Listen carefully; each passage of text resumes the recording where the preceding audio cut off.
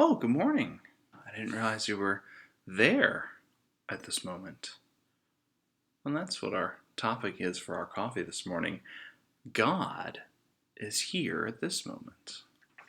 See what I did there? Anyway, yes, we've talked about, we've had studies on, there's been sermons, rightfully preached, of course, on God with us in this pandemic.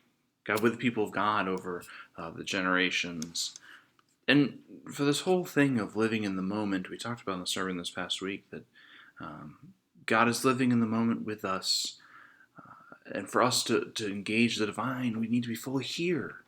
This is the time that we're called for. As we talked about yesterday, the future is always in flux.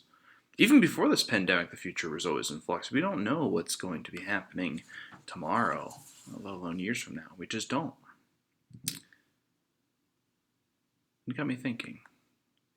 For this whole understanding of living in the now to work with our faith, we need to know, right? We're like, I don't know about you, maybe it's this doubting Thomas feeling. I gotta know you're in it with me, God. I know I've heard it again and again and again and again and again and again that you're with me. I've heard people talk about how you're the signs they've seen you. Like I know these things to be true, but I gotta know it, right? Well, I have one passage I haven't used yet that I think is a good understanding context for us. It's from Isaiah chapter 41. It's the whole chapter, really.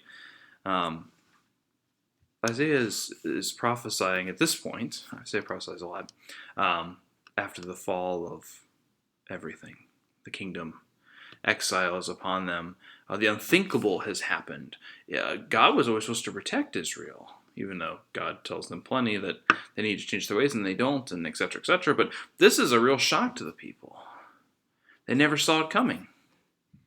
They're having to live in ways they've never even perceived before. Is this sounding familiar to anybody else?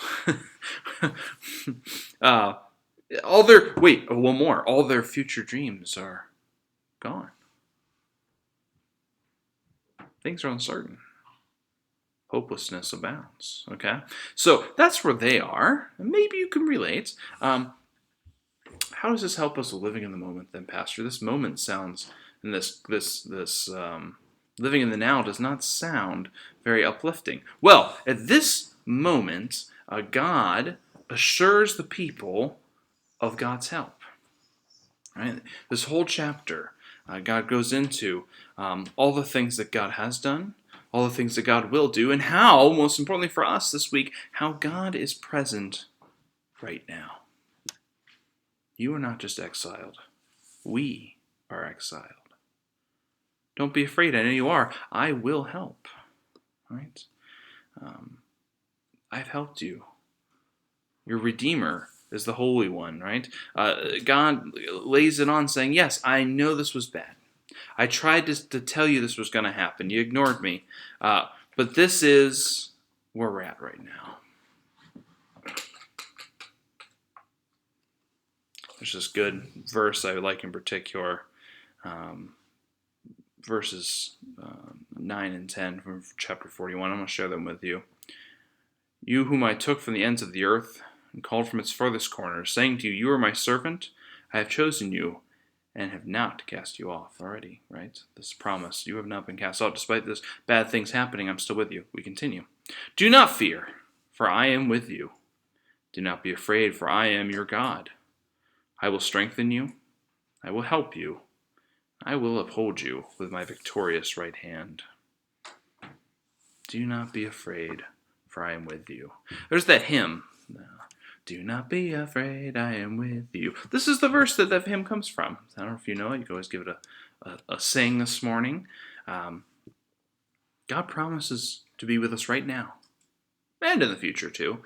But in so many times in Scripture, God tells us, I got the future taken care of. You don't have control over it. All you can do is dwell in the now.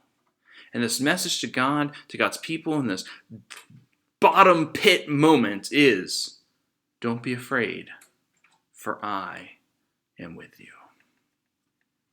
I think that's an appropriate mantra for us today, that God is with us.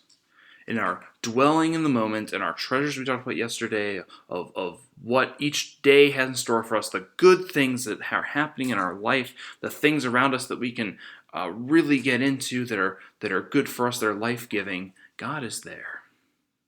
Don't be afraid. All right, we'll continue later this week with coffee videos of how to live in the moment. For today, know that God is dwelling with you. See you tomorrow.